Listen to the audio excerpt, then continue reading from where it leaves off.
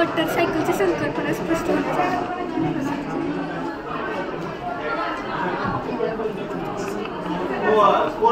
नंतर आहे parts of plant, म्हणजे त्याचे पार्ट्स आणि ते फंक्शन्स त्याचे.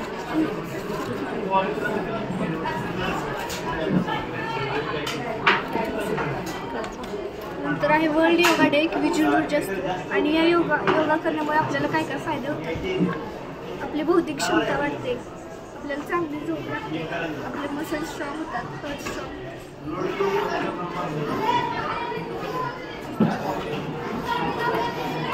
नंतर आहे 3 states of mind, solid, liquid आणि गॅस. सॉलिडचे एक्झाम्पल जसे की पेन्सिल, टेबल वेगवेगळे असतात. लिक्विडचे एक्झाम्पल रेन, नंतर गॅसेसचे एक्झाम्पल स्मोक, स्प्रे, असे विविध एक्झाम्पल आपण या माध्यमातून पाहू शकतो. नंतर पार्ट्स ऑफ लीफ आहे, petals, leaf apex, leaf marching. नंतर आहे लेअर्स ऑफ ॲटमॉस्फिअर, आपल्या पृथ्वीच्या वरच्या भागात किती लेअर्स आहेत वातावरणाच्या आणि त्या किती अंतरापासून आहेत आपल्या पृथ्वीच्या, हे सगळं.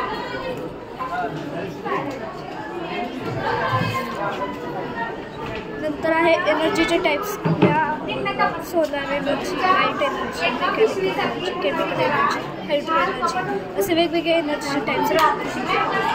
नंतर आहे आपण ड्राईव्ह करताना कोणकोणती काळजी घेतली पाहिजे आणि रूल्स कसे कसे फॉलो केले पाहिजे ड्रायव्हिंगचे.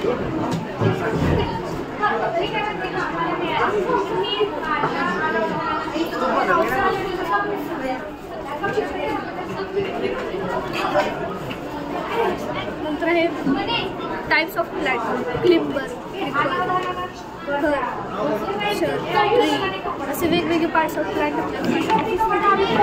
नंतर आहे ऑल सीझन्स, जसं की विंटर, समर, स्प्रिंग.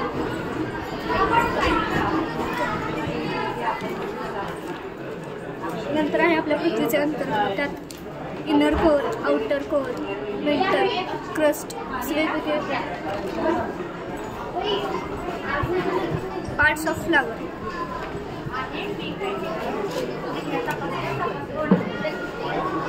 नंतर आहे आपल्या पृथ्वीवर कोणकोणत्या प्रकारचं प्रदूषण होतं, जसं की एअर पोल्युशन, वॉटर पोल्युशन, आणि ते प्रदूषण थांबवण्यासाठी आपण काय काय केलं पाहिजे याची सगळी.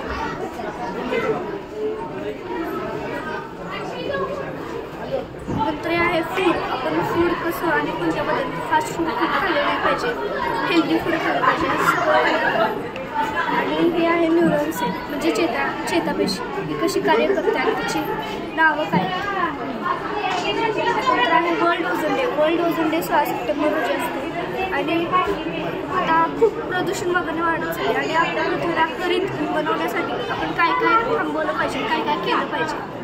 आपण पोल्युशन थांबवलं पाहिजे, प्लास्टिकचा वापर करणं थांबवलं पाहिजे. आणि आहे ह्युमन इन्फ्रास्ट्रक्चर.